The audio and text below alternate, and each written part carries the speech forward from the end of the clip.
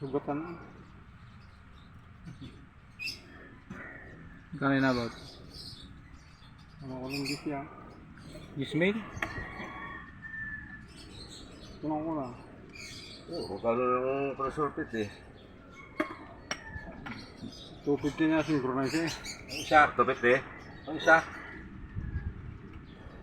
Ano ba ito? 50 eh. Yan, tatlo. Yung grade na lang, bili ko yung ano, 130. Tangin baka maglakad pagbalo eh. Pag kakalarang nakita. 50. Oo, na. Okay. Kasi pag yung lumampas ng pag ganyan, pag ito yung lumutang ito, at naon na ano to, musli, wala yan. Pag iipit mo yan at ipinix mo na dyan sa loob yan, may posibilidad na mag-iipit. Kung susungkit ka rito, ipabuka mo lang naman ganyan para bumibitaw. Kaya pag bumibili talaga siguro siya, dalhin yung ano, sampol. Ay, yung ba yung ano, pag umiipit, sinusungkit? Oo, susungkit. Pag hindi ano, kasi pag halimbawa, siyempre, naipit mo na dyan, umikot, susungkitin mo ulit yan. Okay, bubuka mo. Kasi merong ano eh, merong synchronometer na ano eh, mataas eh.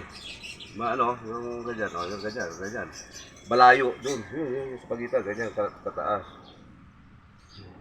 Hindi siya sagad na ano. Kaya, doon nag-iipit. Sabi nung biya ko, baka yung julutang, hindi, maganda nga yung lutang. Oh, para nag-iipit. Hindi, lahat ng mekaniko yung binibili. Baka naman marunong manungkit yung mga yun. Hindi nang Kwarta, mamaya pa. Pagkatapos, Tapos, bulsa. bulsa. Pag uwi sa bahay, may kasunod pa yan. kay Mrs. May kasunod pa yan, gulong. Radiator pa, putang. Bakit na dito to? Boy. Masama na, overhaul. Baka meron ka doon.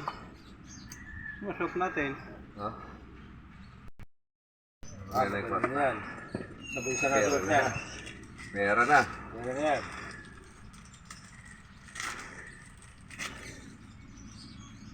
Atin. Oh. Yan, kwarta. Ngayon, buo na. Pero matibay din yung ano yan. Sinabi ko ano. Right. Oo. Meron man kasi magandang ano, present na matibay. Ang yan, 10 taon na yun eh.